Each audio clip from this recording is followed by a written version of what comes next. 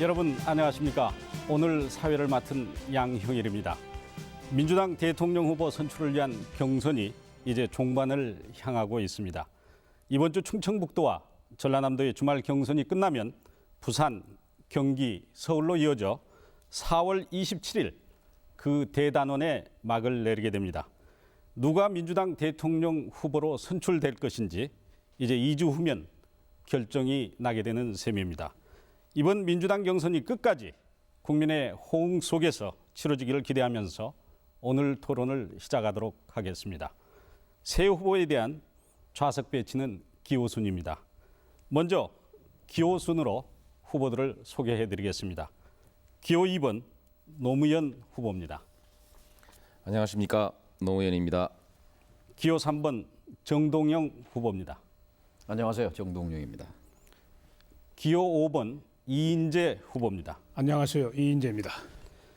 먼저 후보들의 모두 발언을 듣도록 하겠습니다. 각 후보는 1분 30초의 범위 내에서 모두 발언을 해주시기를 바랍니다. 기호 순으로 진행하도록 하겠습니다. 노무현 후보부터 말씀해 주십시오. 네, 강한 한국, 또 힘 있는 한국, 잘 사는 나라, 경쟁력 있는 나라, 우리 모두가 다 말하고 또 바라고 있습니다. 이를 위해서 우리는 민주주의와 시장 경제 그리고 생산적 복지, 그 위에다 이제 지식 기반 사회라든지 이런 여러 가지 전략들을 내놓고 있습니다. 이와 같이 일반적으로 우리가 동의하고 있는 것 이외에 제가 특별히 중요하다고 생각하고 또 잘할 수 있다고 생각하는 분야를 말씀드리면 그것은 국민 통합입니다. 분열된 나라는 아무것도 할 수 없습니다. 분열된 시대에는 후손들에게 엄청난 부담을 또한 남기게 되기 때문에 우리는 국민이 하나 된 나라를 만들어야 합니다. 그 다음엔 이제 대화와 타협으로 국민적 합의를 이끌어 나갈 수 있는 대화의 문화를 만들어야 하고 그리고 원칙과 신뢰를 바로 세워야 합니다. 이를 위해서 어떤 지도자가 필요할까? 이 점에 관해서 저는 링컨과 루즈벨트를 얘기하고 싶습니다. 두 분은 미국 역사에서 아주 뛰어난 지도자로 이름이 남아 있습니다. 이 두 분에게 공통된 점은 여러 번 실패를 해봤다는 것입니다. 여러 번 선거에서 떨어지고 거듭거듭 다시 도전하고 그렇게 해서 성취하면서 익힌 그런 실패의 경험을 가지고 미국을 정말 훌륭한 나라로 이끌었다고 생각합니다. 저도 여러 번 실패를 해보았습니다. 네, 두 번째로 정동영 후보께서 모두 발언해 주시기 바랍니다. 전남 지역을 방문하면서 경선 이후를 걱정하시는 전남 도민들의 생생한 목소리를 듣고 있습니다. 국민 경선을 해서 간신히 민주당이 살아났는데 또 우리 정치에 대한 희망이 살아났는데 경선이 끝난 뒤에 과연 당의 단합은 유지될 수 있는 것인지 걱정하십니다. 또 12월 대선까지 한 집안 식구로서 같이 갈 수 있을 것인지에 대한 걱정도 있으십니다. 그러나 저는 확신합니다. 국민 경선, 우리가 처음 가는 새로운 길입니다. 이것이 갖는 제도적 구속성 그리고 도덕적 구속력이 있다고 봅니다. 이 경선을 통해 선출된 후보에 대해서 누구도 승복해야 하고 이것을 부정할 사람은 아무도 있을 수 없다. 저는 확신합니다. 저는 민주당을 진정으로 사랑했던 사람입니다. 저는 당의 개혁을 위해 몸을 던져 실천해 왔고 또 당의 단합을 위해서 노력하고 있습니다. 승자는 패자를 끌어안고 그리고 패자는 흔쾌히 승복해서 단합해야 합니다. 전남 도민 여러분께서 당의 중심을 잡아 주십시오. 또 저 정동영이가 경선 후에도 당의 중심을 잡아 나갈 수 있도록 힘을 보태 주시기 바랍니다. 도와주시기 바랍니다. 네, 이인재 후보께서 모두 발언해 주시기 바랍니다. 이 시대에 우리 국민들이 요구하는 다음 대통령은 우리 경제를 이제 간신히 소생하고 있는데 $10,000에서 $20,000, $30,000를 향해서 힘차게 성장시킬 수 있는 대통령이라야 할 것입니다. 또 IMF 이후에 우리 중산층과 서민들이 너무나 큰 고통을 당했는데 이러한 경제 성장의 성과가 우리 서민 중산층의 삶을 윤택하게 만들 수 있는 이런 대통령을 원하실 겁니다. 또 국민의 정부에서 남북 관계를 이제 화해와 협력의 물꼬를 텄는데 더 튼튼한 안보 위에서 남북 관계가 실질적으로 많은 진전을 이루고 평화 통일의 길이 열리는 것을 기대하고 계실 겁니다. 저는 국회의원 그리고 노동부 장관과 민선 경기지사로서 민생 현장에서 우리 경제를 위해 많은 노력을 해왔고 또 국회 통일특별위원회 또 지난 대선 이후에는 미국, 일본, 중국, 러시아 등 우리 주변 여러 나라들을 방문하면서 한반도 문제를 어떻게 풀어나갈 수 있을까를 열심히 연구하고 공부했습니다. 저 이인재에게 힘을 모아주십시오. 여러분께서 기대하시는 우리 경제를 살리고 민생을 튼튼히 하고 그리고 우리 튼튼한 안보 위에서 남북 관계를 착실하게 진전시킬 수 있는 그런 일을 꼭 해내겠습니다. 많이 도와주시기 바랍니다. 네, 새 후보의 모두 발언을 들어봤습니다. 이제 본격적인 토론에 들어가도록 하겠습니다. 주제별 공통 질문 순서입니다. 제가 질문을 드릴 텐데 후보들께서는 2분 이내에서 답해 주시기 바랍니다. 이번에는 기호 역순으로 이인재 후보께서 시작해서 정동연, 노무현 후보로 이어지게 되겠습니다. 질문 드리겠습니다. 첫 번째 주제 질문은 정치개혁 무엇을 어떻게 할 것인가에 관련되어 있습니다.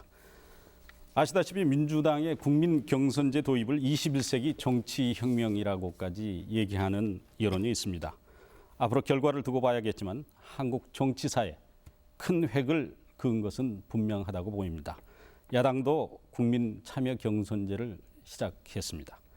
이 때문인지 이번 경선으로 인해 정치개혁이 시작됐다라고 하는 기대 섞인 여론과 판단이 우리 주변에 대단히 많습니다. 정치개혁, 멈춰서는 안 되는 최우선 과제로 국민들의 의식 속에 자리 잡고 있다고 생각합니다. 후보들께서 현재의 우리 정치 현실에서 반드시 개혁되어야 할 내용들은 무엇이며 이를 위해서 앞으로 어떤 노력을 기울이시겠는지 말씀해 주시기 바랍니다. 이인재 후보께서 시작해 주시죠. 네. 우리나라에 여러 분야 있습니다. 정치, 정부, 또 기업, 그리고 사회 여러 단체 이런 분야가 있는데 제일 낙후된 것이 정치라고 하는 것을 아무도 부정하지 못합니다. 정치의 부패, 정치의 무능 때문에 우리 국민들이 큰 고통을 겪고 있고 이것이 우리 사회의 믿음을 붕괴시켜 가지고 아주 어려운 상황을 만들고 있습니다. 저는 우선 매년 실시되는 이 선거 이제 정리해야 된다고 생각합니다. 헌법을 고쳐서라도 4년에 딱 한 번 대통령, 국회의원 또 지방선거 한꺼번에 하고 그래서 이 선거 때문에 경제가 흔들리는 일이 없도록 국가 경영의 효율성을 담보해 줘야 한다고 생각합니다. 그 다음에 정치 부패 원천적으로 차단할 수 있어야 합니다. 우리 국민의 정부에서도 부패 방지법이나 자금 세탁 방지법 등 여러 제도가 마련됐지만은 앞으로 검찰의 독립성을 더 강화하고 제도를 많이 정비해야 되겠습니다. 그래서 한번 정치 부패 때문에 문제가 되면 다시는 정치에 팔을 붙이지 못하도록 이렇게 해나가야 되겠습니다. 그 다음에는 우리 정당 지금 이 많은 개혁을 하고 있는데요. 우리 정당이 이제 1인 정당도 아니고 지역 정당도 아니고 전국적인 국민 정당 또 밑에서부터 위로 올라가는 이런 상향식 정당으로 개혁을 해 나가고 그리고 정책 정당으로 발전을 해야 되겠습니다. 그래서 정당 또 국회에 많은 전문가 집단이 설치가 되고 그래서 국민들이 요구하는 새로운 정치적 수요, 새로운 법률이라든지 또 새로운 서비스를 만들어내는 예산이라든지 이런 것을 그때그때 만들어서 우리 국민들에게 제공을 할 때 국민들이 만족을 느끼시고 정치에 대한 신뢰를 회복할 수 있다고 생각합니다. 저는 많은 구상을 하고 있고 또 선진국의 제도를 많이 연구해서 준비를 하고 있습니다. 예. 네, 우리 정치 현실에서 반드시 개혁되어야 할 내용은 무엇이고 이를 위해서 어떤 노력을 기울이실지 우리 정동영 후보께서 말씀해 주시기 바랍니다. 정치 개혁을 왜 해야 합니까? 하지 않으면 도태되기 때문에 정치 개혁을 해야만 우리가 다시 도약할 수 있기 때문에 그렇습니다. 그런데 정치 개혁은 말로 하는 것이 아닙니다. 실천으로 합니다. 정동영이는 정치 개혁과 쇄신을 몸으로 실천해 왔다고 자부합니다. 지난 2년 동안 왕따도 당했고 시달렸고 그리고 협박과 위협이 있었습니다. 누구도 도와주지 않으셨습니다. 그러나 개혁파 의원들과 함께 힘을 모아서 국민 경선 만들어냈습니다. 정동영이가 작년 11월 초 10만 명의 국민 경선을 하고 획기적인 정당 민주화를 하자고 했을 때 많은 분들이 너무 이상적이다, 현실에 맞지 않는다 이렇게 말씀하셨지만 그러나 이상을 현실로 바꾸니까 희망이 없던 민주당에 희망이 생겼습니다. 정치는 이렇게 이상적인 국민이 바라는 바를 가려운 곳을 긁어주고 답답한 곳을 뚫어주는 것이 정치 개혁입니다. 무엇이 답답하고 무엇이 가렵습니까? 돈 쓰는 정치가 답답합니다. 말 바꾸는 정치가 불신의 대상입니다. 그리고 싸움하는 정치가 지긋지긋합니다. 이 세 가지를 바꿔내야 합니다. 그런데 그러려면 정치를 하는 사람이, 중심이 되는 사람이 바뀔 필요가 있습니다. 그래야 발상이 바뀌고 완전히 새로운 틀, 새로운 사고로 새로운 정치를 할 수 있습니다. 이제 인치의 시대는 끝났습니다. 시스템, 제도가 움직이는 정치의 시대를 만들어야 합니다.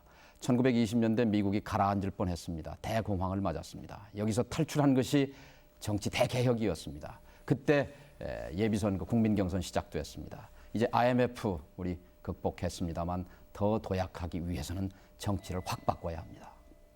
네. 이 마지막으로 같은 질문의 내용입니다. 아마 제가 반복하지 않더라도 질문의 내용을 아시고 계시리라고 생각합니다.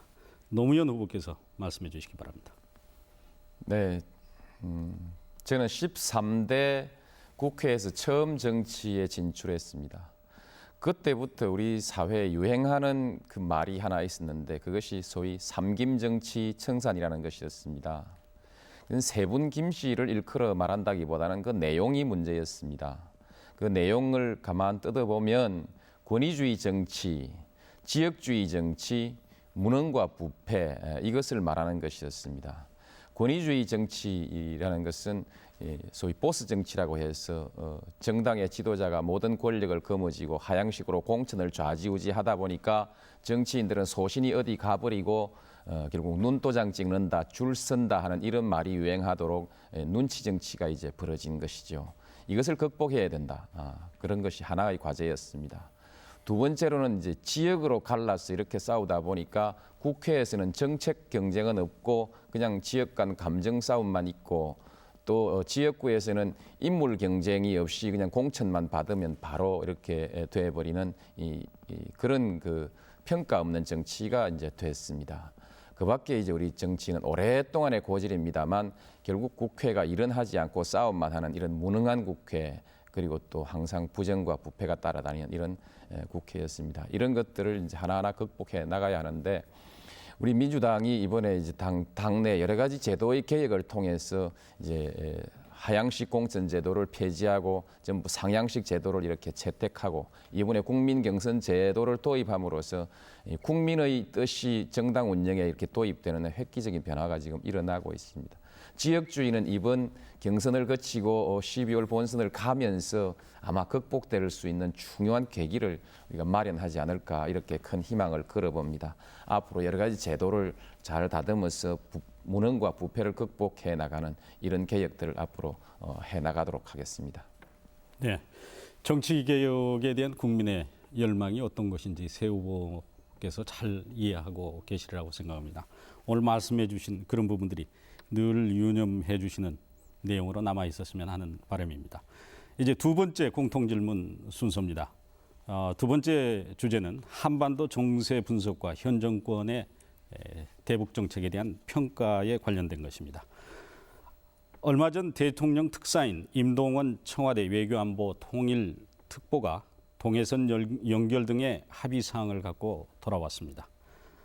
사실 북한은 얼마 전까지만 해도 남북 대화에 성실한 자세를 보이지 않았습니다만 이번에 새로운 접근을 시도한 것으로 보입니다. 2002년 4월 지금 현재 남북 관계 정세를 판단해 주시기 바랍니다.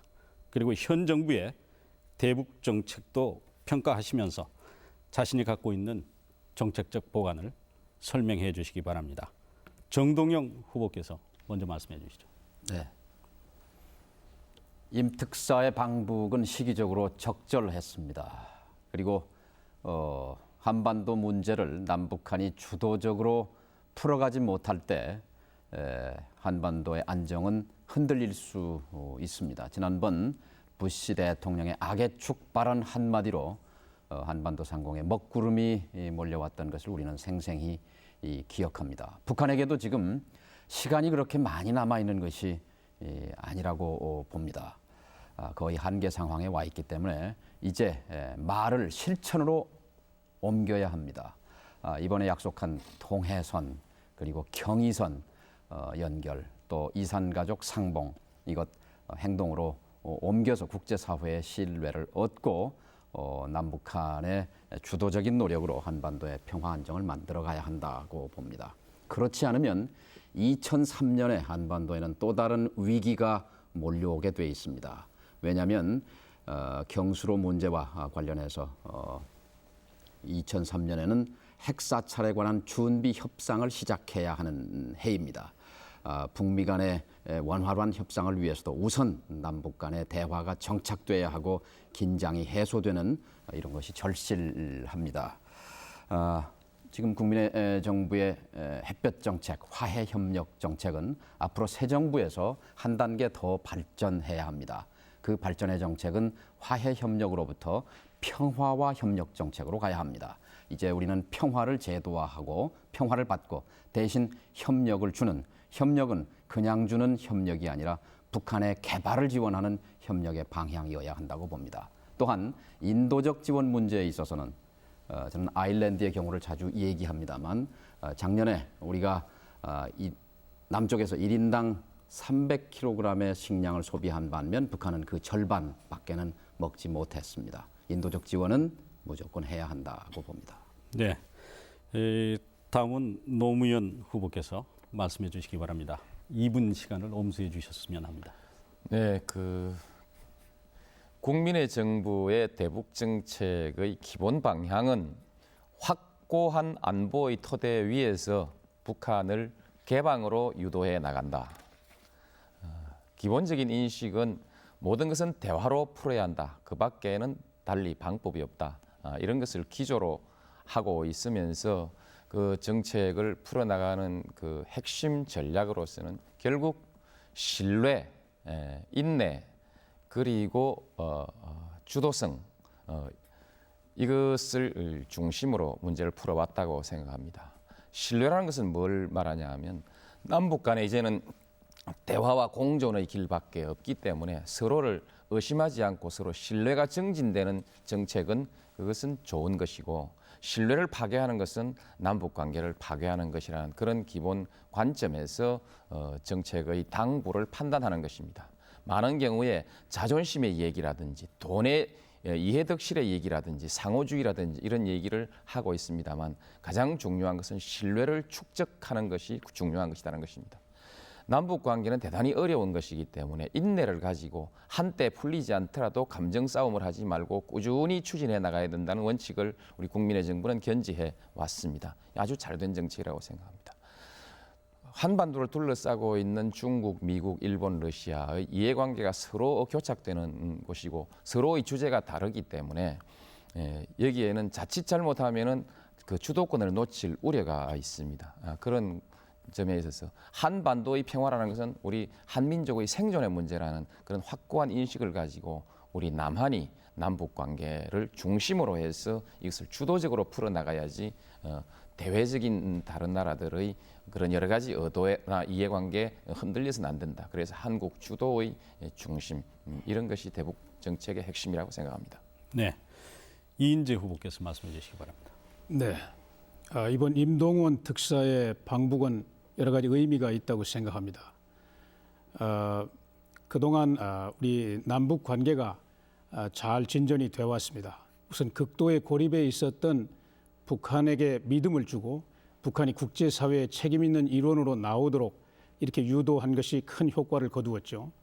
미국, 일본을 제외하고는 거의 전 세계와 외교 관계를 복원했습니다.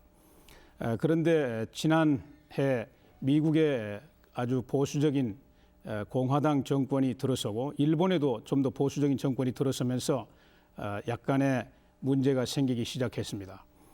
북한이 그동안 미국을 먼저 관계를 완전히 복원하고 그리고 이제 남한과 실질적인 관계 진전을 하려고 했던 이 선미 훈함 정책이 이제 흔들리고 그래서 임동원 특사의 이번 방북 그래서 우리 대한민국이 한반도 변화에 주도권을 갖게 된 것은 큰 정세의 변화라고 이렇게 생각합니다.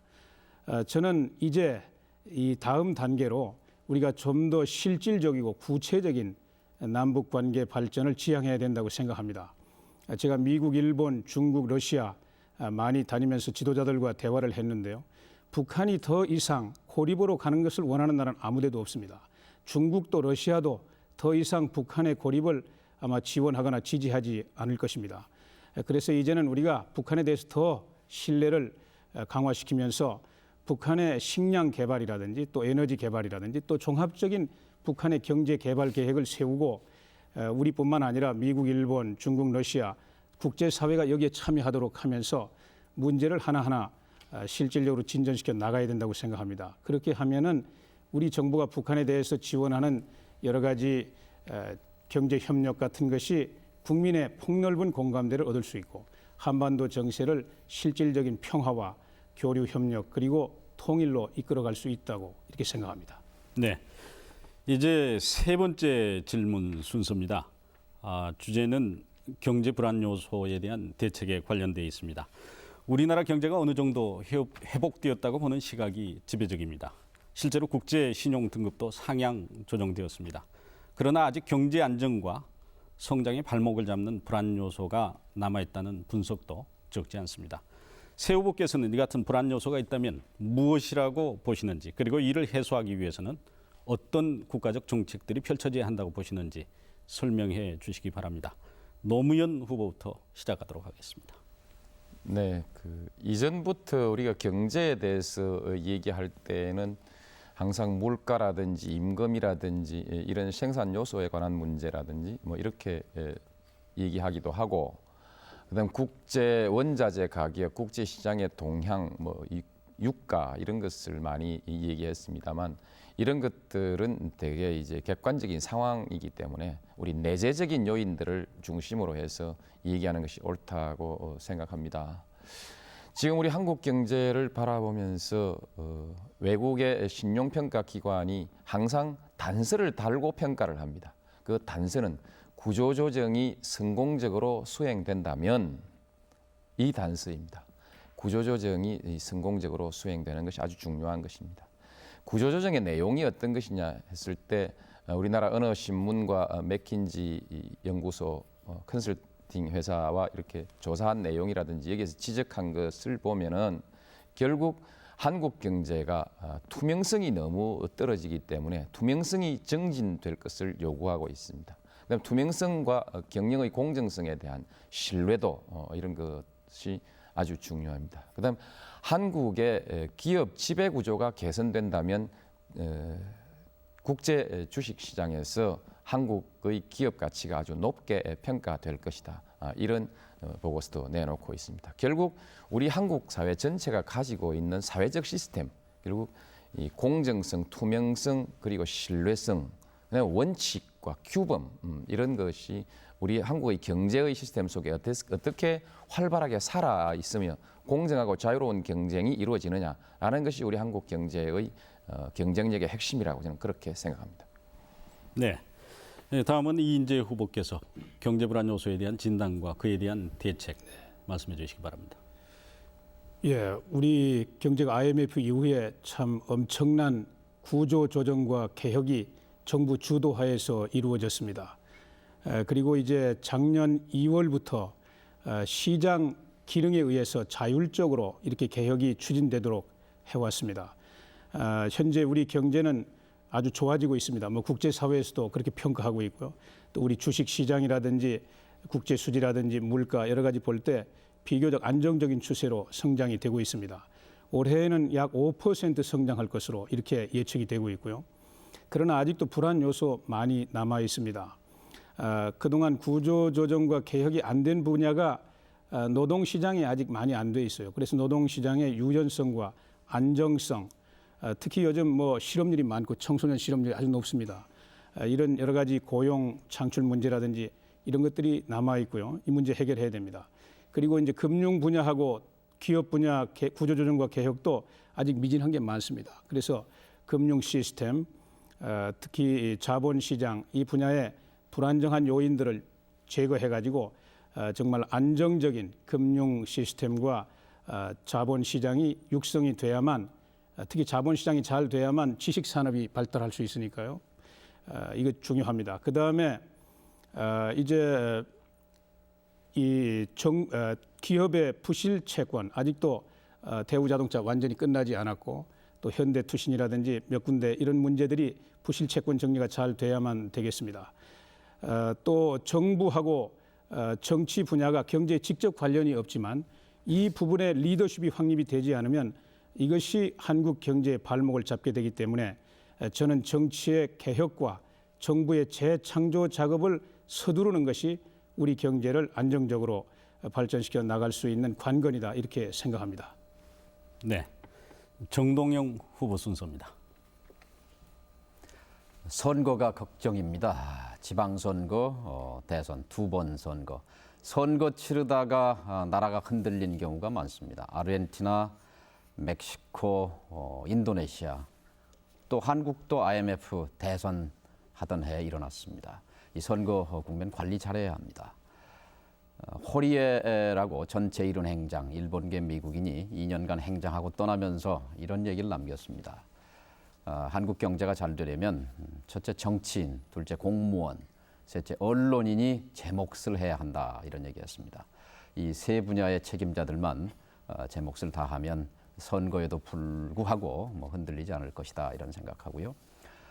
불안 요소 첫째, 둘째를 꼽으라면 역시 불안정한 노사 관계, 총파업이 될 뻔했다가 다행히 수습됐습니다만 이런 예를 한 가지 들고 싶습니다. IMF가 났을 때 구미에 있는 한국전기초자라고 하는 텔레비전 브라운관 만드는 회사입니다.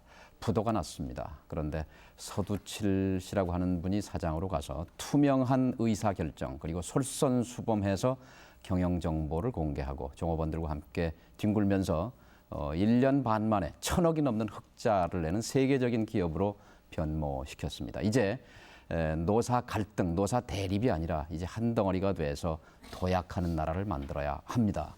두 번째, 올 선거와 정치 불안정입니다. 삼성전자 주식이 오늘 한 30몇만 원, 35만 원쯤 할 텐데요. 정치만 예측 가능하고 안정되면 70만 원 올라간다고 봅니다. 우리 정치를, 경제를 올해 선거와 분리해야 합니다. 여야 지도자가 합의만 하면 가능합니다. 올해 선거에도 불구하고 예를 들어서 구조 조정 작업, 또 기업하기 좋은 나라를 만드는 여러 가지 입법과 정치를 여야가 합의해서 해내면 선거에도 불구하고 경제는 흔들리지 않는다 이렇게 봅니다. 네, 지금까지 세 후보로부터 공통 질문에 대한 답변을 들어봤습니다. 이제 세 후보가 발제하는 핫 이슈 자유 토론으로 넘어가도록 하겠습니다.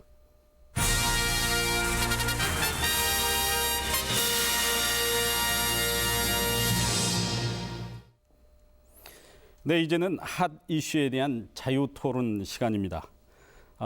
후보들께서 매우 중요하다고 판단하는 주제를 가지고 30분간 자유 토론을 벌일 예정입니다. 잘 들어주시기 바랍니다. 세 분께서 진행하는 시간이라고 생각해 주시기 바라고 가급적 1분 이내로 문제 제기나 질문 혹은 자기 주장에 대한 발언을 해 주시되 필요한 경우 후보들께서는 2분 발언권을 2회에 한하여 사용하실 수 있습니다. 토론 도중 주제가 다른 쪽으로 흘러도 무방합니다. 누가 먼저 어떤 내용을 가지고 문제 제기를 하시겠느냐? 제가 먼저 말씀드릴게요. 네, 해주시기 바랍니다. 모두의 첫 부분에 전남도민들의 걱정의 목소리를 들었습니다만 경선이 진행되면서 희망도 커진 반면에 불안감도 생기고 있습니다. 저는 최근에 우리 이인재 후보께서 제기하신 여러 가지 이 색깔론, 음모론 그리고 또 김대중 대통령이 경선에 개입한 것 아니냐 하는 그런 문제 제기에 대해서 이를 정면으로 공격하라는 비판하라는 주문을 많이 받습니다. 그러나 저는 자제하고 있습니다. 그런데 최근에 말씀하신 것들은 좀 심한 것 아니냐 이런 생각이 듭니다. 물론 이 후보님의 고민도 이해는 합니다. 그러나 일방적인 네거티브 전략이 이 경선 자체에 부정적인 효과를 가져오고 있다. 그래서 오늘 아침 그 전남 지역 신문에도 보니까 우리 이 후보님을 도왔던 전남 지역의 모 의원이 캠프에서 네거티브를 계속하면 이탈하겠다 뭐 이런 기사도 봤는데요. 거기에 대해서 좀 얘기를 해주십시오. 제가 이 색깔론, 음모론 이야기한 일 없습니다. 색깔론은 과거에 독재자들이 민주인사를 탄압하기 위해서 용공 혐의를 씌운 거고요. 제가 제기한 대통령 후보라는 게 뭡니까? 국가를 경영하는 자리에 가는 사람 아닙니까? 그러면은 어떠한 사상, 어떠한 이념, 또 어떠한 노선을 가지고 있는가? 뭐 그런저런 생각도 없이 국가를 경영하겠다고 나서면 이것은 정말 더 큰 문제라고 생각합니다. 그리고 그러한 생각이나 노선은 제가 그분의 머릿속에 들어갔다 나올 수는 없는 것이니까 그분이 한 이야기 또 한 행동 이것을 가지고 객관적인 기록을 가지고 제가 여쭈어 본 것입니다. 왜냐하면 나의 생각과 너무 다르기 때문에 과연 그러한 생각과 노선을 가지고 이 시대 대한민국 경제를 $10,000에서 $20,000, $30,000로 또 안정된 안보 위에서 남북 관계를 착실하게 발전시킬 수 있겠는가? 이거에 관해서 제가 질문을 한 것이고요. 그 점은 당사자들도 떳떳하게 밝혀야 된다고 생각합니다. 그리고 경선 과정이라는 것이 한 그 후보의 그러한 객관적인 노선을 잘 알고 우리 국민이나 대의원들이 선택할 수 있는 이런 것을 드러내는 과정 아니겠습니까? 이게 무슨 뭐 인기 투표 해가지고 인기인 뽑는 행사도 아니고 말이죠. 그래서 그 점을 전혀 오해가 없으시기를 바라고요.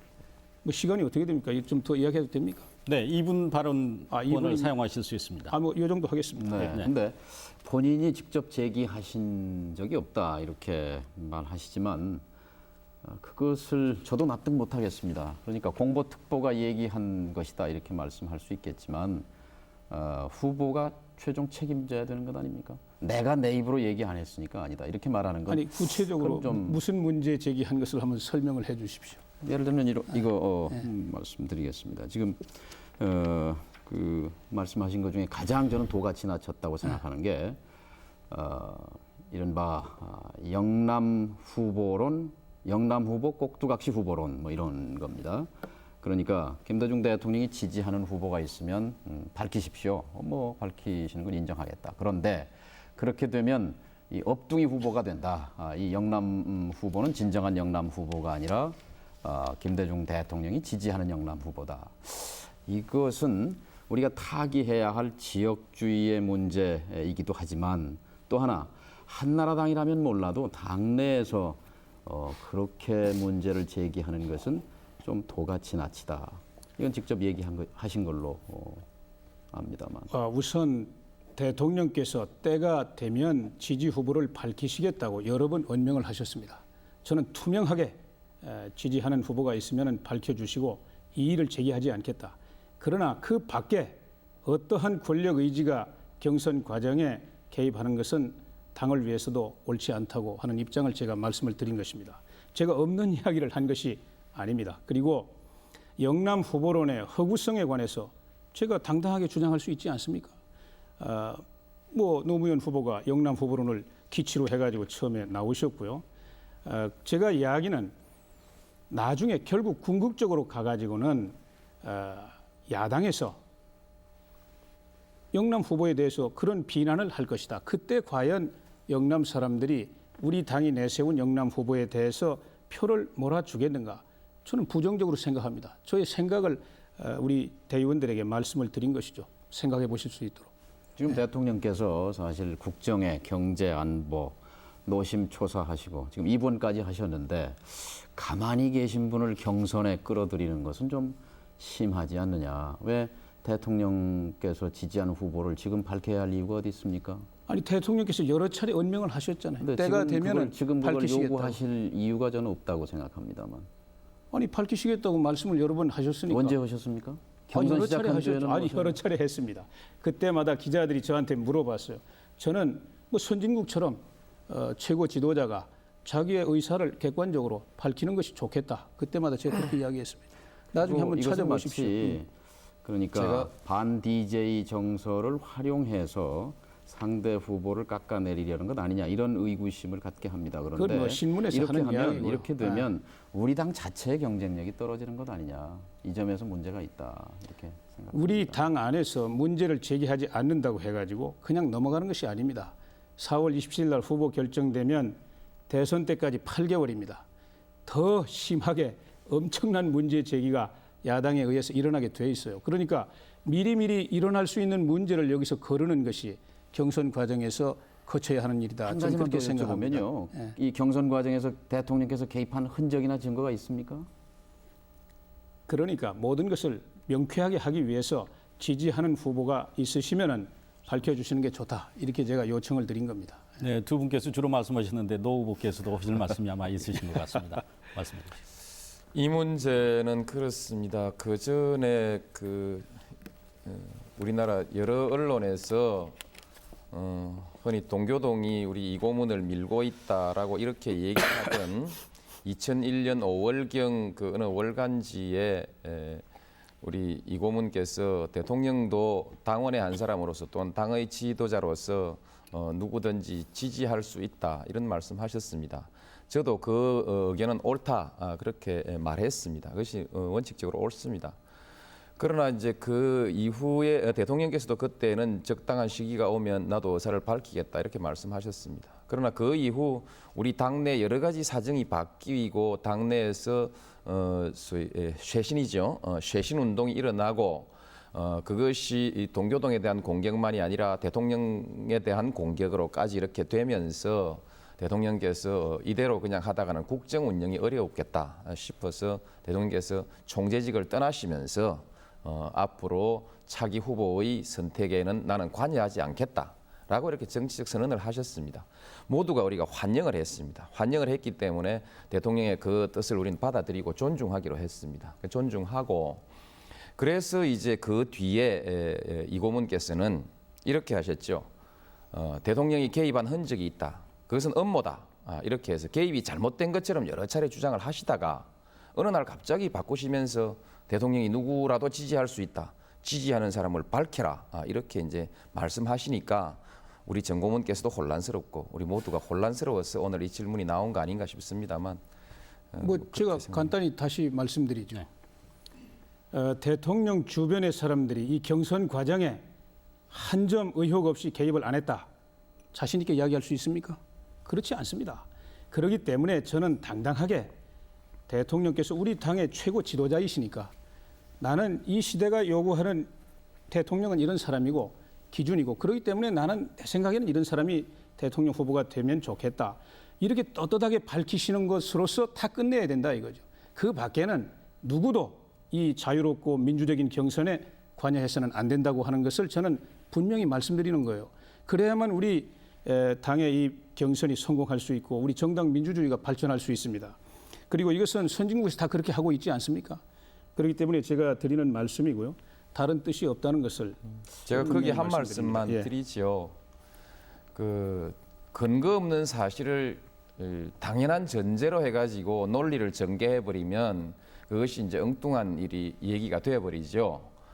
대통령과 대통령의 측근 사람이 이 경선에 관여하고 있다라는 근거 없는 사실을 전제로 해가지고 그다음 말씀을 계속 하시니까 이제 문제가 생기는 겁니다. 근거가 있는지 없는지 노 후보도 잘 모르실 그 거 아닙니까? 근거가 있으면 근거를 대야지 어떻게 그렇게 모략하듯이 그렇게 할 수 있습니까? 네, 지금 저 후보들께서 아마 기술적으로 시간을 저축하고 계시지 않는가 하는 생각이 듭니다. 제가 이 분야에 대한 말씀을 드릴 때 2분에 걸쳐서 2회 발언권을 행사하실 수 있습니다 하는 얘기를 드렸습니다만 어느 누구도 지금 사용하시지 않는 가운데 상당한 시간이 흐르고 있습니다. 따라서 시간 관계상 필요하다면은 사회자가 두 번의 기회를 한 번으로 이렇게 줄일 수도 있다라는 것을 말씀 먼저 드리고 싶습니다. 그리고 조금 전에 대통령의 개입 여부 또는 대통령의 지지 후보에 대한 어떤 천명 이런 것에 관한 말씀이 주로 정동영 후보께서 문제 제기하시면서 얘기가 전개됐습니다. 조금 주제를 바꿔볼까요? 주제를 좀 바꿀 필요가 있지 않는가 하는 생각도 그 듭니다. 이야기는 이제 끝내죠. 이인재 후보께서 주제를 예, 제기하셨습니다. 어제 제가 청주인가요? 거기서 토론하는데 시간이 없어가지고 좀 미처 말을 못했는데 이 주정론에 관해서 이게 민감한 문제로 지금 대두가 됐습니다. 임동원 특사께서도 이번에 갔다 오셔가지고 북한에서는 평양 상봉 때 남측은 주정론은 더 이상 없을 것이라고 약속을 했다면서 폐기를 요구했고요. 우리 한국 측에서는 남북이 적대적 관계를 취하지 않기로 논의했을 뿐 주정론 철회를 약속한 적은 없다. 이렇게 좀 엇갈린 이야기가 나왔습니다. 왜 나에게 그런 걸 묻느냐 이렇게 노 후보께서 말씀하셨는데 대통령은 국군 통수권자입니다. 우리 국군이 누구를 주적으로 삼고 있는지를 분명히 하지 않는다면 안 된다고 생각하고요. 저는 우리 남북관계가 계속 화해와 협력으로 가야 되지만 현재 휴전 상태 아닙니까? 그리고 휴전선을 상대로 한 200만 가까운 군대가 대치하고 있습니다. 그래서 주정론은 명시적으로 말을 하든 하지 않든 우리의 주적이 현재 북한이 될 수밖에 없고요. 이것을 변화시키기 위해서 많은 시간과 노력이 필요할 겁니다. 그래서 여쭤본 거니까요. 이 부분에 관해서 자신의 입장을 우리 정 후보님부터 노 후보님도 말씀해 주시는 게 좋을 것 같습니다. 제가 먼저 말씀을 좀 드리죠. 주적 개념은 시대에 따라 바뀔 수 있습니다. 몽고가 강점했을 때는 몽고가 주적이었습니다. 그런데 북한은 지금 두 가지 성격을 갖고 있습니다. 하나는 우리가 평화를 한반도에서 만들어가야 할 평화의 상대입니다. 그러니까 평화의 대화 파트너입니다. 반면에 휴전선을 지켜야 할 그 물샐 틈 없는 철통 안보의 대상으로 또 북한은 존재합니다. 이것은 현실입니다. 또 한반도의 특수성입니다. 전 세계에 이런 나라는 없습니다. 동족이 갈라져서 총뿌리를 아직 맞대고 있으면서 그러나 평화를 이룩해 가야 하는 현실입니다. 여기서 명시적으로 북한을 주적이라는 걸 공개적으로 명시적으로 대라 이렇게 얘기하는 보수적인 목소리들도 있습니다. 그러나 과연 그것이 평화를 이룩해 가야 하는 그런 파트너인 북한에게 무슨 실익이 있겠는가 하는 점을 다시 한번 우리는 상기할 필요가 있다고 봅니다. 정동영 고문께서 제가 하고 싶은 얘기를 잘 해주셔서 길게는 말씀 안 드려도 좋겠습니다만 한두 마디 그래도 더 보태고 싶습니다. 지금 우리 이인재 고문께서는 이 나라의 대통령이 되겠다고 하시는 분입니다. 저 또한 같은 뜻을 가지고 이 자리에 앉아 있습니다. 일국의 대통령이 되고자 하는 사람이 풀어가야 될 문제들은 여러 가지로 복잡하고 미묘한데 말로써 자꾸 화근을 만드는 것이 바람직하지 않습니다. 남북 간에는 분명하게 긴장 관계와 적대 관계가 존재하고 있고 거기에 대비해서 우리가 철통 같은 안보를 하고 있습니다. 우리 김대중 대통령도 안보에 대해서 한시도 거치지 않고 항상 안보를 강조하고 있지 않습니까? 그러나 그렇다고 해서 북한을 주적 이렇게 얘기하는 것이 또한 남북 관계와 주변 관계를 풀어가는데 도움이 되지 않는다고 해서 또 주적이라는 말은 굳이 쓰지 않고 있지 않습니까? 그것이 우리 현실의 정치이고 그것이 그런 말을 함부로 할 수 없는 것이 지도자들의 고민 아니겠습니까? 한나라당에 좀 수준 낮은 정치인들이 국무총리에게나 국방부 장관에게 국회에서 대질문질문 해가지고 소위 말해 골 지르는 수준의 그 질문들을 지금 일국의 지도자가 되겠다고 하는 사람들의 토론장에서 내가지고 양당 간에 답변하라. 주적을 북한이라고 말하면 그 질문의 의도에 말려들고 그러면서 복잡한 문제가 생기고 대답을 못하면 너 친북 세력이지 이렇게 말하고자 하는 이런 식의 토론이 이 자리에 벌어져도 되겠습니까? 아니, 그건 그렇지 않습니다. 이게 지금 민감한 남북 간의 현안입니다. 북한은 이거 철회하지 않으면 실질적인 진전 어렵다 이렇게 이야기하고 있고요. 또 우리 국방부는 명백히 군사 위협이 끝날 때까지는 주적 개념을 유지하겠다 이렇게 하고 있습니다. 대통령이 분명한 원칙과 입장을 가지고 있어야지 이것도 아니고 저것도 아니면은 어떻게 나라를 끌고 갑니까? 이 부분은 아주 노 후보께서 이 문제 제기한 것 자체가 잘못됐다고 그러시는데 대단히 유감스럽습니다. 제가 예. 제가 어제 이후에 우리나라의 책임 있는 군사 관계자 또는 정치인들 심지어 이해창 총재까지를 포함해서 이 주적 개념에 대해서 어떤 태도를 가지고 있는지 쭉 이렇게 검색을 해보았습니다. 해봤는데 아직 그런 문제에 관해서는 모두들 조심스럽게 대응해 나가고 있습니다. 어째서 이인재 고문 혼자서는 지금 여기서 주적 개념을 가지고 결판을 내려고 그러시는지 도대체 이해가 가지 않습니다. 이 고문이 대통령이 됐을 때 앞으로 남북 대화를 하려 할 때 그 주적 개념을 그렇게 명확하게 얘기해 놓고 그것으로부터 받는 여러 가지들의 문제들을 어떻게 감당하시려고 그렇게 쉽사리 말씀을 하십니까? 아니 주적 개념이 지금 우리 정부의 기본 입장입니다. 기본 입장이니까 북에서는 이거를 철회하라고 요구하고 또 우리 남쪽에서도 그거 철회해야 된다.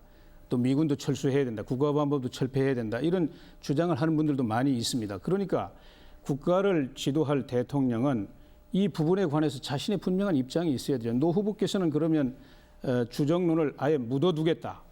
또는 어떻게 하겠다. 분명한 입장을 이야기하시면 되는 겁니다. 이것도 아니고 저것도 아닌 것이 있을 지금까지 수 입장을 있습니다. 얘기를 했고요.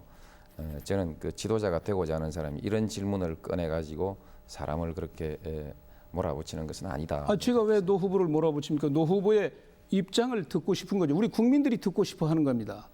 그렇지 않습니까? 저는 제 입장을 이야기하지 않았습니까? 네. 지금 저도 입장을 말씀 다 드렸습니다. 네. 이 주제에 관해서만 얘기를 하시려고 그래도 아마 1시간, 2시간, 3시간 그렇죠. 또 주제를 좀 도저히 바꾸죠. 네. 끝이 나지 않을 것 같습니다. 네.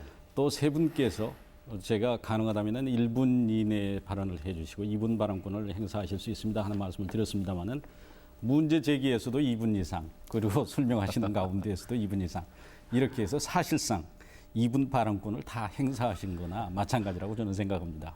그래서 그 점을 염두에 두고 진행하도록 하겠습니다. 제가 노 후보께 하나 좀 질문을 드렸습니다. 노 후보께서 아직 문제 제기를 안 하신 그렇습니까? 상태입니다. 예. 그래서 노 후보께서 먼저 하시고 다음 진행하도록 하겠습니다. 어제도 잠시 언급은 했습니다만 역시 또 전라남도는 전라남도니까요. 이인재 고문께서 정부 3분의 1을 감축하겠다 이렇게 말씀하셨습니다. 그 뜻은 참 좋은 것 같은데 너무 과격하지 않습니까? 예를 들면 클린턴 대통령은 정부 10% 감축하는데 10개년 계획을 세웠습니다. 그런데 이 3분의 1 그동안에 우리가 전혀 감축을 안 한 것도 아니고 정부가 엄청난 구조조정 소위 공공부문 구조조정이라 해서 엄청난 구조조정을 했는데 이걸 또 3분의 1 감축했을 때 과연 국가 기능이 제대로 되겠으며 그 과정에 생기는 부작용들이 어떻게 감당이 될 것 같습니까? IMF 이후에 금융이라든지 기업 분야는 엄청난 구조조정의 고통을 당했습니다. 그런데 정부하고 정치권만 허리띠를 졸라매지 않았죠. 이 국민의 정부에서도 공무원 수를 일부 감축한 건 사실입니다. 그러나 상위직은 더 확대됐고요.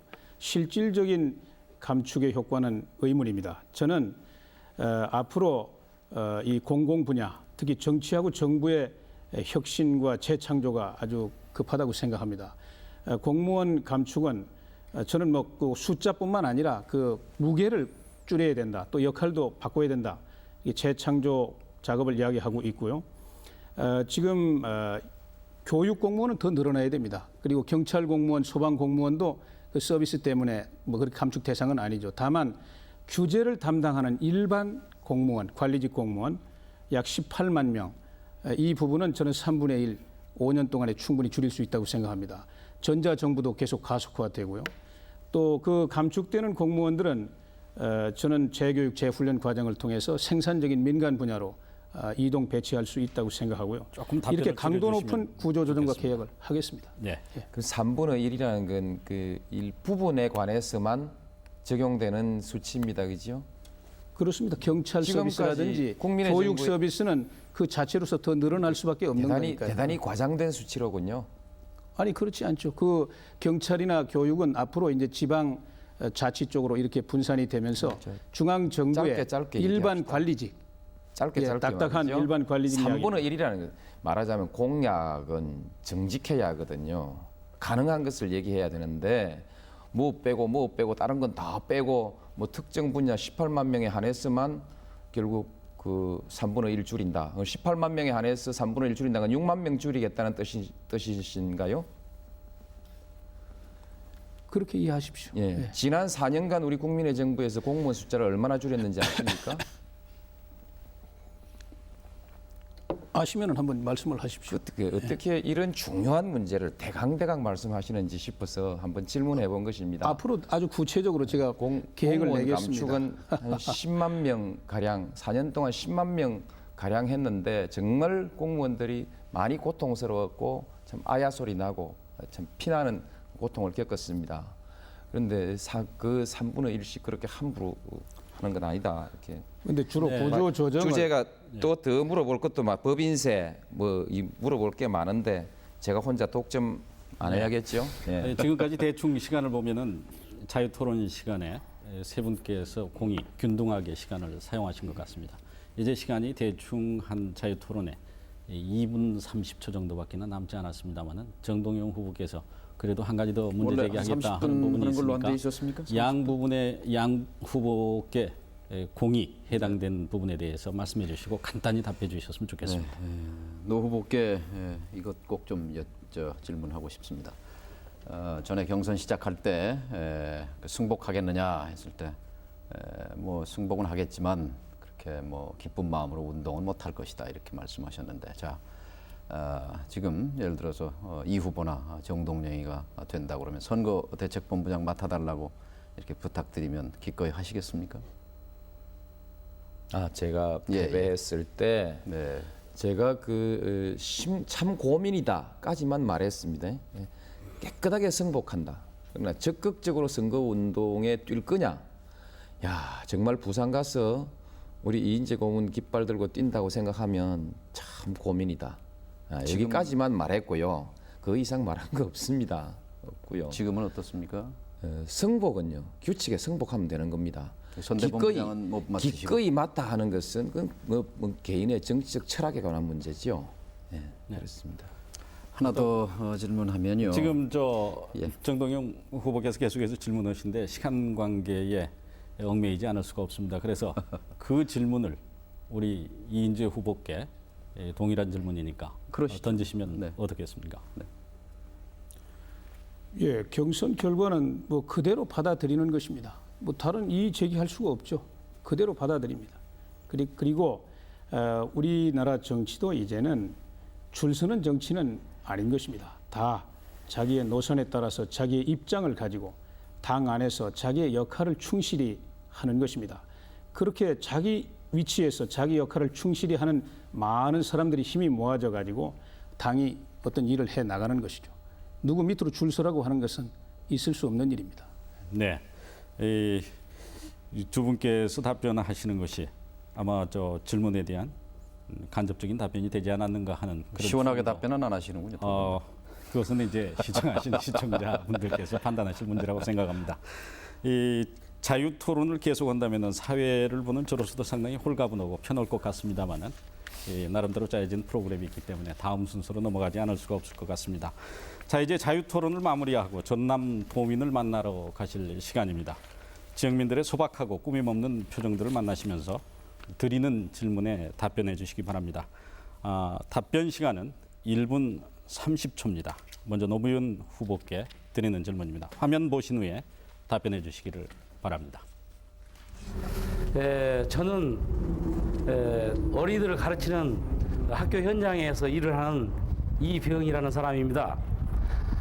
지난 청문회 때 부드러운 이미지와 소신 있게 발언하시는 모습이 참 인상적이었습니다. 노무현 후보께 묻고 싶은 것이 있는데 그 뒤로 노 후보님은 그 서민적인 이미지가 아주 강해서 서민 후보라고 주장하시는데 어떤 면에서 서민 후보라고 생각하시는지 말씀해 주시겠습니까? 그 참 항상 그 쓰던 말도 갑자기 그 의미를 말하려고 하니까 좀 막힙니다. 사실 그 우리 한국 사회에서 가장 큰 병폐가 특권의 제도, 특권의 문화 아닌가 싶습니다. 부정부패도 사실은 특권 의식에서부터 비롯되는 것이고 법을 지키지 않는 반칙의 문화도 역시 특권 의식에서부터 비롯되는 것이라고 그렇게 생각합니다. 따라서 그와 같은 특권의 문화를 우리가 좀 청산하고 우리 보통 사람들이 역시 규칙을 지키고 양심과 법에 따라 성실히 노력하면 그야말로 누구에게도 구박받지 않고 억압받지 않는 그런 자유롭고 공정한 그런 사회, 이런 것을 우리가 이제 바라는 거 아니겠습니까? 대체로 이제 그런 측면에서 보통 사람들이 좀 더 정치적으로 큰 발언권을 가지고 대우받을 수 있는 그런 우리 사회의 제도와 문화를 가지고 가자, 이런 것을 저는 그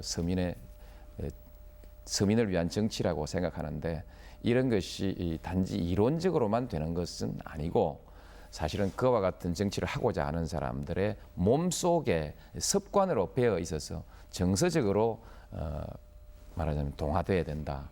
그래서 어떤 정치인의 습관은 중요한데 제가 좀 서민적 정서를 가지고 있다, 이렇게 말씀드리겠습니다. 네, 다음은 정동영 후보입니다. 화면을 보시고 답변해 주시기 바랍니다. 정동영 후보님, 안녕하세요. 저는 건설 일을 하는 정우조입니다. 옛날에 TV에 나와서 뉴스 앵커 하실 때 깔끔하고 명쾌한 진행 때문에 팬이 됐는데요. 방송하시다가 정치권에서 이제 대선 후보로까지 출마하는 모습을 보니까 또 다른 모습을 본 것 같습니다. 방송 일도 멋있고 좋은데 어떻게 정치를 하게 됐는지 궁금합니다. 총씨가 되시는군요, 질문자가. 오늘이 보니까 4월 11일, 저는 국회의원 된 지 오늘이 만 6년 됐습니다. 저는 20대 때 반독재 유신 반대 투쟁 대열에 섰습니다. 10년 만에 대학 졸업했습니다. 구속, 구류, 연행, 보안사에 끌려가서 보름 동안 죽을 뻔하기도 했습니다. 강제 징집당했습니다. 30대 언론 활동, 한 줄이라도, 단어 하나라도 진실 보도하기 위해서 몸부림쳤고 제도권 기자라는 소리 들을 때 늘 부끄러웠습니다. 결국 MBC 노조, 방송 노조 만드는데 앞장섰습니다. 그러나 언론 민주화, 언론의 자유를 위해서 정권이 바뀌지 않으면 안 된다는 생각에 국민회의에 참여했습니다. 정치에 뛰어든 뒤에 역시 정치를 바꾸려고 노력했습니다. 정치 개혁, 정치 쇄신. 그러나 쉽지 않았습니다. 왕따도 당했고 시달렸고 그렇게 많이 도와주지도 않았습니다. 그러나 저는 20대 철들고부터 제가 옳다고 믿는 바를 향해서 한 걸음 한 걸음 밀고 왔다는 자부심이 있습니다. 그리고 정치를 하는 한 저는 이 정치를 획기적으로 바꾸는데 가장 앞선 정치 쇄신과 개혁을 몸으로 실천했던 사람으로 기록되고 싶습니다. 승리도 중요하지만 그러나 이 시대의 화두인 개혁의 실천가가 되고 싶습니다. 네, 마지막으로 이제 이인재 후보께 화면을 통해서 드리는 질문입니다. 이인재 후보님 안녕하세요. 저는 여수에 사는 성진아입니다. 이인재 후보님 볼 때마다 당당하고 잘생겨서 좋아요. 이인재 후보님 오랜 정치 활동 해오시면서 경제 분야에 많은 관심을 가진 걸로 아는데 저희 같은 사람 잘 살게 해줄 수 있는지 가지고 계신 정책들을 들려주셨으면 감사하겠습니다. 예, 우리 특히 질문하신 우리 여성은 아주 젊은 여성이신데요. 좋은 일자리를 갖는 것보다 더 큰 행복은 없으실 것 같습니다. 좋은 일자리는 정부가 직접 만드는 것은 아니고요. 우리 시장 경제 정책을 잘 해가지고 기업하기 제일 좋은 환경을 만들면 많은 분들이 투자를 하게 되겠죠. 우리 돈 있는 국내 사람이나 또 외국의 자본들이 들어와 가지고 사업을 많이 벌리게 됩니다. 그러면 거기서 좋은 일자리가 나오고요. 또 우리 청소년들 좋은 교육을 통해서 좋은 일자리를 가질 수 있는 그런 기회를 만들어 드려야 합니다. 저는 1년에 70만 명의 우리 젊은이들이 고등학교와 대학을 졸업하고 사회로 나오시는데 지금 거의 제대로 된 일자리를 많이 갖고 있지 못합니다. 작년에 4명 대학 졸업생 중에 1명만 취직이 됐다는 보도를 보고 정말 우울했습니다. 제가 대통령이 되면은 아까도 말씀드린 것처럼 정부도 줄이고 또 세금도 줄여서 시장을 활성화하고 투자하기 제일 좋은 나라 만들어 가지고 1년에 6 내지 8% 성장이 계속되도록 하겠습니다. 그래서 1년에 50만 개 이상 일자리를 만들어 가지고 우선적으로 청소년들에게 좋은 일자리가 제공되도록 이런 경제 정책을 꼭 펼쳐 나가겠습니다. 네, 전남 도민의 소박한 바람을 늘 유념해 주십사 하는 말씀을 드리고 싶습니다. 이제 다시 주제 토론으로 넘어가도록 하겠습니다. 지금부터 3가지 주제를 정해드리고 거기에 대한 의견을 듣도록 하겠습니다. 주제를 가능하시다면 크게 벗어나지 마시기 바랍니다. 가능한 1분 이내 발언을 하시되 필요한 경우 3주제 가운데 한 주제를 정해서 2분 발언권을 요청하실 수 있습니다. 첫 번째 주제는 이 지역 전남의 현안 문제와 그에 관한 해법입니다. 전라남도의 당면 과제는 무엇이고 그것을 해결하기 위해서는 어떤 노력을 기울여야 한다고 보시는지 이인재 후보께서 먼저 시작해 주셨으면 좋겠습니다. 상대방의 주장에 대해서 이의 제기가 가능한 것은 물론입니다. 예, 제일 힘든 문제가 아마 전남도청 이전 문제가 아닌가 싶습니다. 제가 직접 관여하지 않았기 때문에 깊이는 잘 모르지만 많은 분들한테 이야기를 들었습니다. 제가 대통령이 되면은 이제 전남지사가 어느 분이 되실지 모르지만 협의해가지고 우선 전남도민들의 의견을 종합적으로 수렴을 해가지고 뭐 투표를 하든지 그래서 이 문제가 우선 결정이 되고 그러면 광주에 남든 이제 새로운 부지로 가든 결국 한 군데는 비어 있게 됩니다. 저는 전에도 그 한국개발원에서 앞으로 우리나라 경영을 우리 대한민국을 하나의 도시 개념으로 보고 이렇게 해야 된다 그런 건의를 냈는데요. 저는 전적으로 옳다고 생각합니다. 광주에서 뭐 신도시로 이전하면 광주에다가 또 광주에 남겨두기로 하면 신도시 그 예정지에다가 중앙 부처 하나를 저는 옮기고 싶습니다. 물론 여기 호남만 해서는 안 되고요. 저 경상도도 한 2군데, 강원도, 뭐 충청도는 많이 들어와 있으니까 이렇게 이동 배치하면은 앞으로 뭐 전자정부 되고 또 교통, 통신 완벽하게 되니까요. 저는 오히려 지역 균형 발전을 위해서도 이런 해법이 중요하고 저는 그렇게 추구하면 이 문제가 풀릴 수 있다고 생각합니다. 네, 노무현 후보께서는 어떻게 생각하십니까? 그 도청 문제는 이고문께서 말씀을 하셨고 대개 이제 그 전라남도에서는 광양권에서는 광양항과 이제 그 여수 엑스포 이것이 큰 과제이고 광주는 광산업과 바이오 산업을 비롯한 그런 그 신산업에 희망을 걸고 있습니다. 특히 이제 서부 목포 지역이라든지 이쪽에서는 관광권 개발이라든지 또는 그 대중국 전진 기지를 위한 그 목포 신외항, 신항의 건설 뭐 이런 데 대해서 관심이 기울어져 있습니다만 역시 전라남도의 중요한 문제는 역시 농업 정책이 가장 중요하다고 생각합니다. 그리고 또 수산업도 대단히 큰 비중을 가지고 있는 그런 그 지역이기 때문에 농수산에 대한 합리적인 정책이 또한 그 전라남도를 위한 대단히 중요한 정책으로 저는 그렇게 인식하고 있습니다. 네, 전남의 당면 과제 그리고 그것을 어떻게 해결할 것인가에 대한 질문입니다. 정동영 후보께서는 어떻게 생각하십니까? 국민 경선하면서 다니는 각 지역마다 만족하는 지역은 한 군데도 없었습니다. 발전에 대한 열망이 뜨거웠습니다. 따지고 보면 서울 한 군데 빼놓고는 모두가 다 피해 의식에 시달리고 있습니다. 그런데 다행히 이 전남은 21세기의 밝은 비전이 보인다고 봅니다. 21세기는 세계 경제 속에서 동아시아 경제가 우뚝 서는 세기입니다. 50년 뒤에는 중국, 일본, 한국의 경제 총량이 세계 경제의 2/3가량 차지합니다. 남해안, 서해안의 요충지인 이 전남이 결국 기회를 맞게 될 거라고 봅니다. 무안국제공항과 목포항 그리고 광양만 권역 그리고 또 2010년으로 예정된 여수 해양 엑스포 이런 것들이 바로 디딤돌이 될 것으로 생각을 합니다. 멀리 내다보고 당장 내년에 어떻게 전남이 바로 잘 살 수 있겠습니까만 이런 희망이 앞에 있기 때문에 구체적인 전략을 일관성 있게 밀고 나가면 반드시 10년, 20년 뒤에는 전남이 가장 잘 사는 지역이 되지 않을까 하는 확신을 갖습니다. 네. 새 후보께서 전남의 당면 과제에 대한 진단 그리고 거기에 대한 이 접근 방법을 말씀해 주셨는데 후보 간에 서로의 어떤 이의 제기 같은 문제는 뭐 없었습니다. 그래서 없으신 걸로 그러면 다음 주제로 넘어가도록 하겠습니다. 두 번째 주제는 국민의 정부 평가와 집권 시 이 후보들의 포부에 관련된 문제입니다.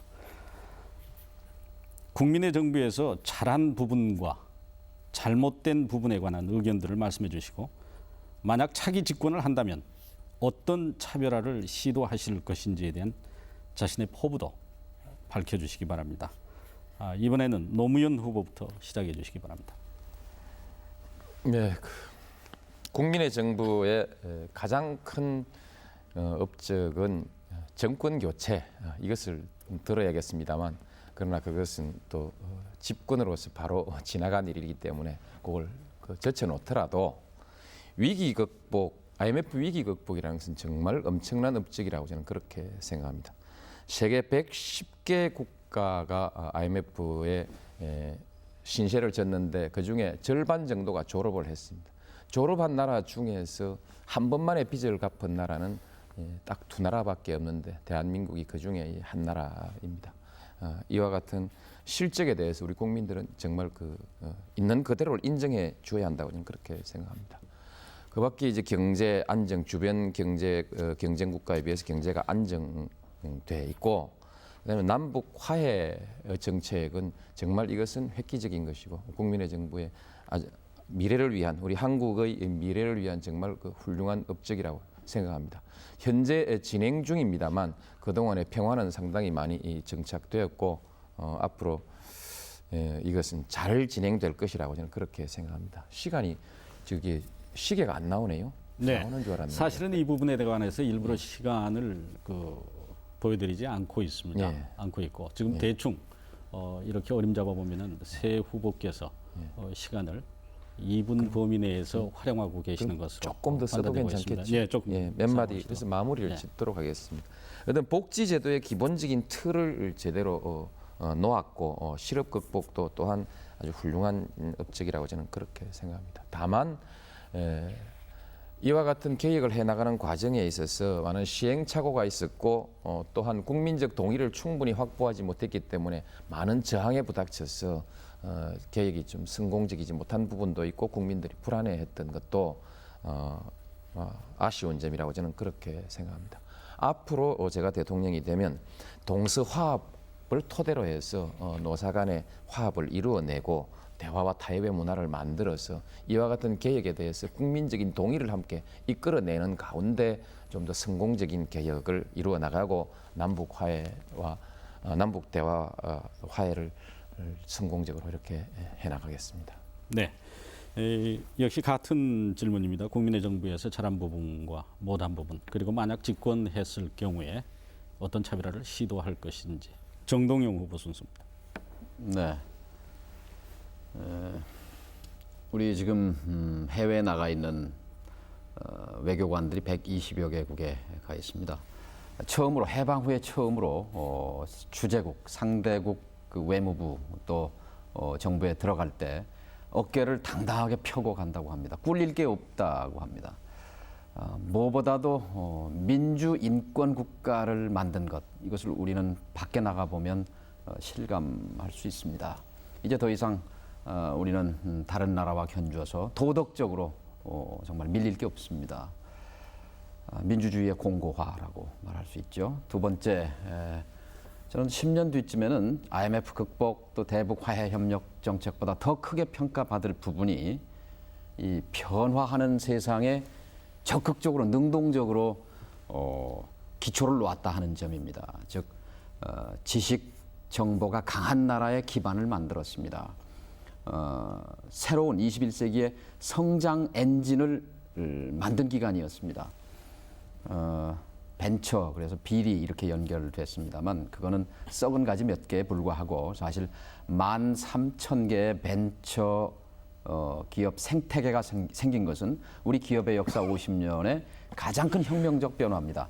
과거에는 재벌, 중소기업만 있었습니다. 이제 재벌, 중소기업, 벤처 이렇게 삼각구도를 만든 것. 이게 21세기의 성장 엔진이 될 겁니다. 대단한 업적이라고 저는 평가될 것입니다. 하나 부족한 것은 깨끗하고 유능한 정부라는 평가를 좀 받지 못한 것이 아쉽습니다. 다음 정부는 무엇보다도 실세와 측근이 판치지 않는 인치가 아닌 시스템이 작동하는 깨끗한 정부 그리고 유능한 정부 이것이 가장 중요한 개선 방향이라고 저는 봅니다. 예, 역시 같은 질문입니다. 국민의 정부에서 잘한 부분과 잘못된 부분 그리고 만약 집권했을 경우에 어떤 차별화를 시도할 것인지 예, 이인재 의원께서 말씀해 주시기 바랍니다. 역시 뭐 제일 잘한 것은 부도 위기의 경제를 구했다는 것이죠. 구조조정과 개혁 많은 아픔이 있었지만 그래도 성공적으로 진행이 됐습니다. 또 남북 관계 50년 냉전의 벽을 허물고 화해와 협력의 그런 숨통을 열었습니다. 이것 또한 높이 평가받아야 한다고 생각합니다. 그런데 이제 부족한 것은 역시 공공 분야 개혁이 많이 미흡하다고 생각합니다. 정치 개혁이나 정부의 재창조 작업은 뚜렷하게 내세울 만한 성과가 없었다고 생각하고요. 여러 가지 어려웠기 때문에 미처 제대로 못한 것 같습니다. 그리고 공공 분야, 이 공기업 분야도 지금 이제 일부 추진이 되고 있지만 역시 매우 힘이 들고 있는 상황입니다. 또 인사 정책에 있어서도 역시 객관적인 기준을 좀 세워가지고 국민들의 믿음을 받아야 되는데 이 부분에 관해서도 좀 어려움이 많은 것 같고요. 그리고 정치 부패, 특히 권력층의 비리 문제가 과거에는 주로 재벌을 중심으로 정경유착으로 이루어졌는데 이 국민의 정부에서는 주식시장에서 주가 조작을 통해 가지고 거기에 일부 정치권이 또 개입이 되고 하면서 국민의 불신을 초래하고 있습니다. 이 부분이 좀 문제가 있는 것 같습니다. 그래서 다음 제가 대통령이 된다면 미흡했던 정치, 정부, 공기업 분야 구조조정과 개혁을 힘차게 추진하고 그리고 아까 말씀드린 노동시장의 새로운 질서를 구축하고 그리고 이제 인사 정책에 있어서 객관적이고 과학적인 시스템을 만들고 그래서 인사 문제 때문에 불만이 없도록 하고 또 아까도 말씀드렸지만은 정치 부패 이 부분은 정말 완벽하게 개혁을 해내야 된다고 생각합니다. 네.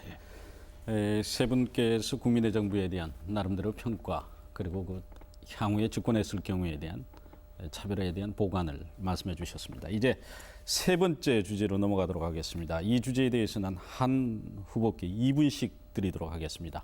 2분을 계속해서 사용하실 수도 있고 아니면은 1분씩 나누어 사용하셔도 무방하다고 생각합니다. 세 번째 주제는 국민 통합에 관련된 문제입니다.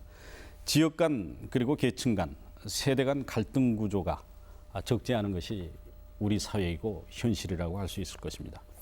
이런 갈등 구조로 국가 발전을 기약하기란 매우 어려운 것이 사실입니다. 국민 통합 어떻게 도모해 가실지 말씀해 주셨으면 합니다.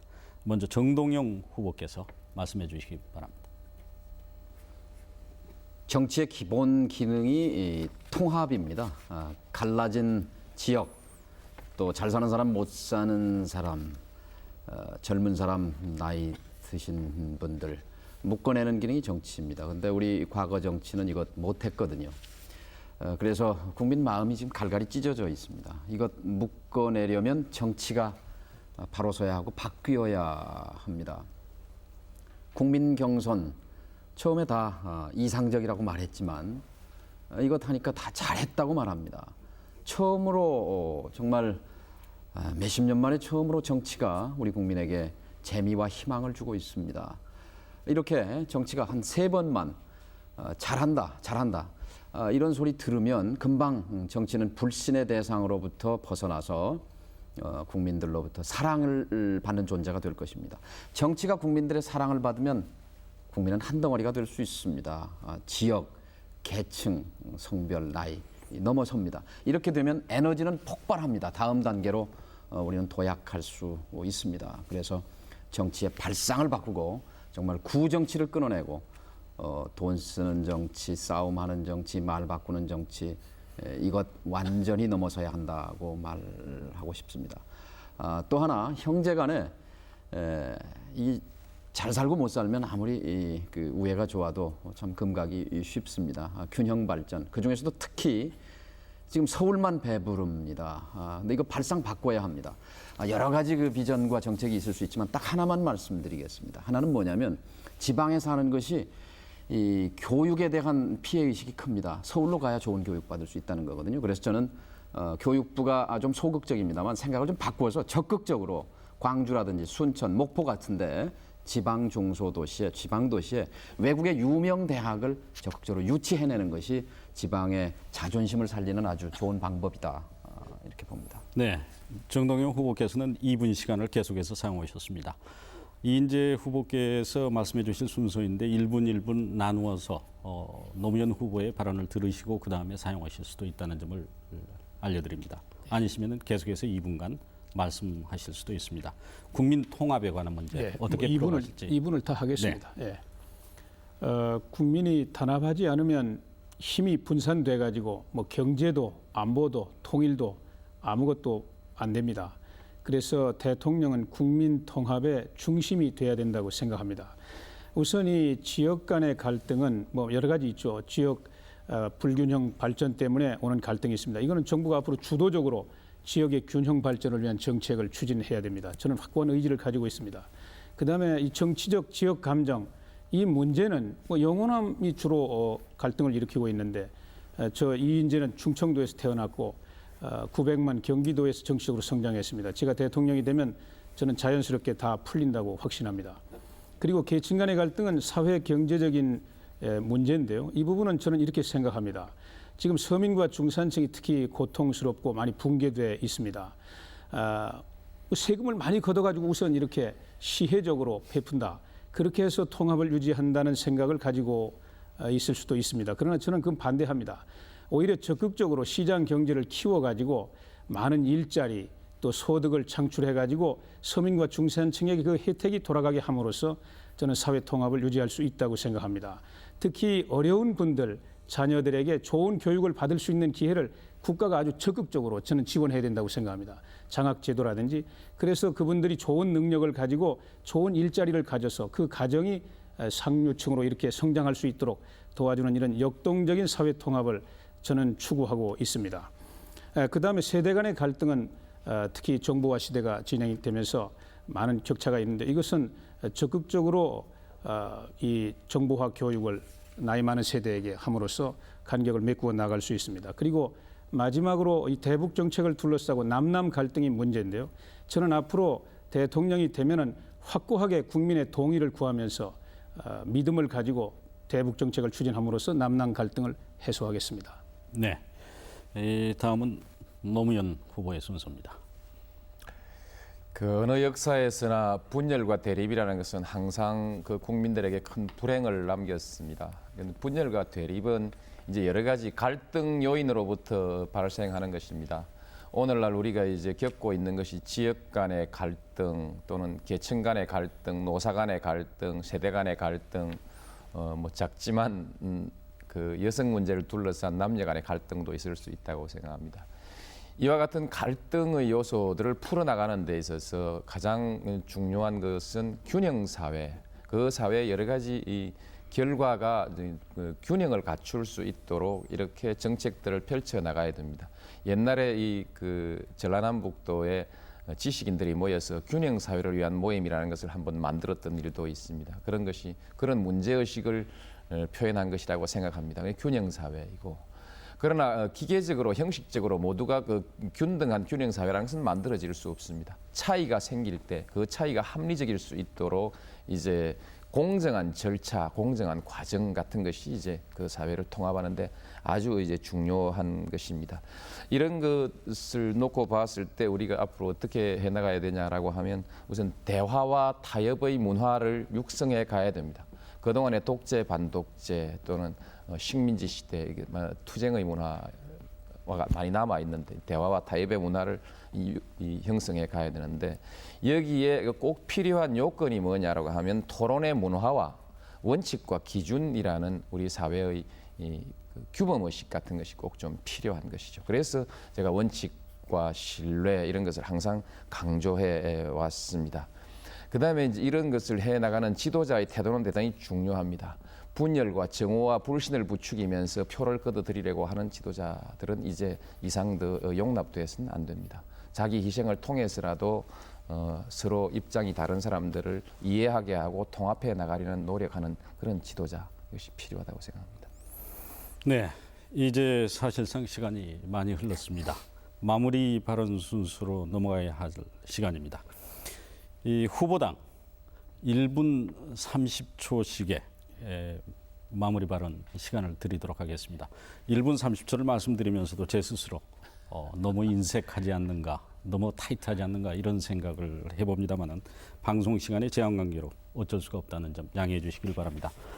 모두 발언의 역순으로 마무리 발언을 하시도록 하겠습니다. 먼저 이인재 후보부터 시작해 주시기 바랍니다. 예. 전남 도민 여러분께서는 국민의 정부를 탄생시킨 주역이십니다. 큰 자부심과 그리고 책임을 동시에 가지고 계십니다. 과연 어느 후보가 우리 당의 후보가 됐을 때 국민들로부터 믿음을 얻고 정권을 재창출할 수 있겠는가 깊이 생각해 주실 것으로 믿습니다. 4월 27일 날 후보가 결정되면 12월 본선거까지 장장 8개월이라는 긴 시간이 남아 있습니다. 그 기간 동안에 그 인물이 어떤 역사관과 국가관 또 어떤 사회 경제 정책 노선을 갖고 있는지를 우리 국민들이 낱낱이 알게 되시고 그리고 냉철하게 선거를 통해서 새 대통령을 뽑게 될 것입니다. 아까도 말씀드렸지만은 우리에게는 뒤를 돌아볼 시간이 없습니다. $10,000에서 $20,000, $30,000를 향한 힘찬 경제를 이끌 수 있는 지도자, 그리고 이제 숨통이 열린 남북 관계 안정된 안보 위에서 이걸 활짝 열어갈 수 있는 그런 강한 추진력과 비전을 갖춘 대통령, 우리 국민들은 냉철하게 뽑으실 것으로 저는 확신합니다. 저는 지금까지 오직 앞만 바라보고 열심히 용기와 결단력과 추진력을 가지고 여러분 앞에 서 있습니다. 많은 사랑과 성원을 당부드립니다. 감사합니다. 네, 다음은 정동영 후보의 마무리 발언 시간입니다. 광주 경선은 국민 경선에 불을 붙였습니다. 또 전북의 경선 결과는 흔들리던 국민 경선을 살려내고 바로잡아 주었습니다. 이번에 일요일 날 전남의 선택은 당의 단합을 촉구하는 선택이어야 합니다. 또 새 후보가 끝까지 함께 가라는 격려의 선택이어야 한다고 믿습니다. 몰표는 당에 백해무익합니다. 몇몇 지역에서 몰표가 있었지만 별로 국민들이 존경하지 않았습니다. 전남은 위대한 선택을 해주실 것으로 믿습니다. 정동영이는 그동안 몸으로 정치 개혁을 실천해 왔습니다.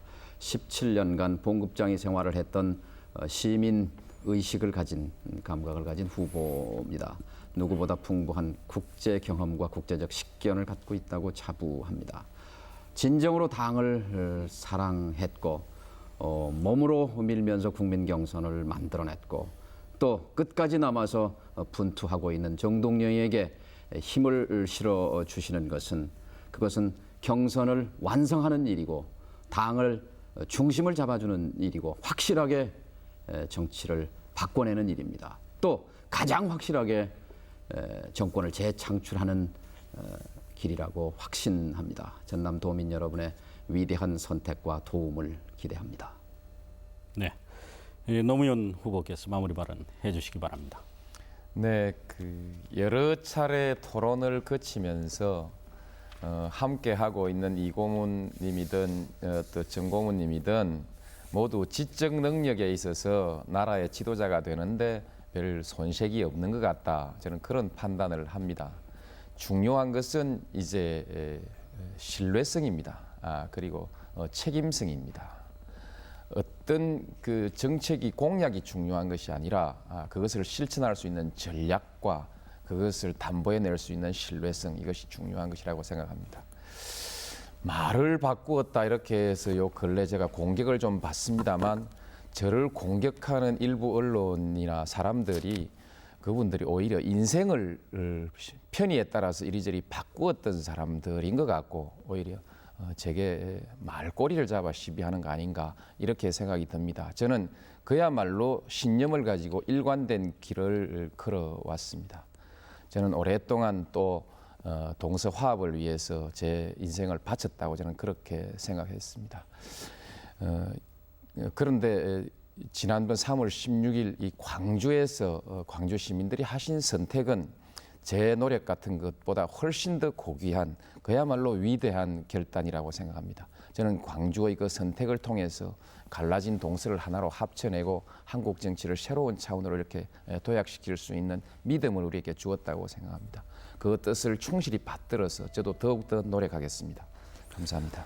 네, 지금까지 민주당 대선 주자 세 분을 모시고 후보자들의 자질과 정책, 그리고 대통령 후보로서의 능력을 검증해보는 시간을 가졌습니다.